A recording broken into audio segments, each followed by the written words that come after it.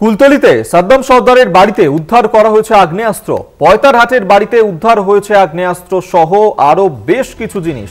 কয়েকদিন আগে সাদ্দামকে ধরতে গেলে পুলিশের ওপর গুলি চালানোর ঘটনা ঘটে এবং সাদ্দামের বাড়িতে সুরঙ্গের সন্ধানও পাওয়া যায়।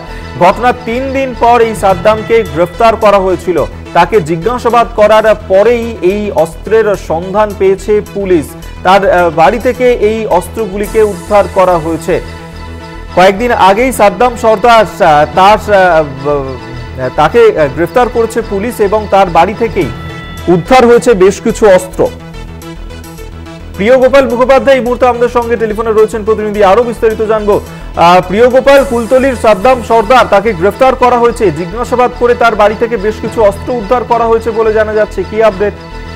একদমই দেখো, তোমাকে প্রথমে বলে রাখি যে কুলতলি কাণ্ডে যে সাদ্দাম সর্দার, সেই সাদ্দাম সর্দারকে কিন্তু গ্রেপ্তার করে বারুইপুর মহকুমা আদালতে পেশ করা হলে তাকে 10 দিনের পুলিশ হেফাজতে নির্দেশ দেয় এবং সাদ্দামকে জেরা করে গতকাল রাতে সাদ্দামের বাড়ি থেকে আগ্নেয় অস্ত্র সহ প্রতারণার বিভিন্ন জিনিস উদ্ধার করে পুলিশ। এছাড়াও যেটা জানা যাচ্ছে যে সাদ্দামের বাড়িতে আরো কিছু মূল্যবান বা অ্যান্টিক জিনিসপত্র ছিল, সেগুলো উদ্ধার করে কুলতলি থানার পুলিশ। এবং এই অপারেশনটা সম্পূর্ণভাবে যে চালানো হয় পুরো কঠোর নিরাপত্তার মাধ্যমে এবং সাদ্দামকে সঙ্গে করে নিয়ে কিন্তু গতকাল রাতে এই সাদ্দামের বাড়িতে গিয়ে কিন্তু এই আগ্নেয় অস্ত্র সহ আরো প্রতারণার সঙ্গে জড়িত যেসব জিনিসপত্র, সেসব জিনিসপত্র পাওয়া যায়। প্রিয় গোপাল, এই যে অস্ত্র, সেই অস্ত্র সে কোন কাজে ব্যবহার করতো এবং পুলিশের ওপর যে গুলি চালানোর ঘটনা ঘটেছিল সেগুলি কি ব্যবহৃত হয়েছিল?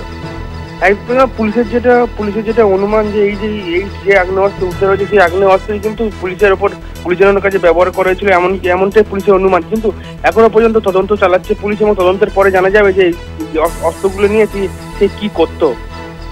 ধন্যবাদ তোমায়। প্রিয় গোপাল মুখোপাধ্যায় আমাদের সঙ্গে টেলিফোনে ছিলেন প্রতিনিধি, এবং এই কুলতলির সাদ্দাম সর্দার তার বাড়ি থেকেই উদ্ধার হয়েছে আগ্নেয়াস্ত্র সহ বেশ কিছু জিনিস। পয়তারহাটে তার বাড়িতেই যায় পুলিশ এবং সেখান থেকেই এই অস্ত্র উদ্ধার করা হয়েছে। কিছুদিন আগেই সাদ্দামকে ধরতে গেলে পুলিশের ওপর গুলি করার ঘটনা ঘটে এবং এই সাদ্দামের বাড়িতে সুরঙ্গের সন্ধানও পাওয়া গিয়েছিল। ঘটনার 3 দিন পর গ্রেফতার করা হয়েছিল সাদ্দামকে এবং তাকে জিজ্ঞাসাবাদ করেই এই আগ্নেয়াস্ত্রের সন্ধান পায় পুলিশ।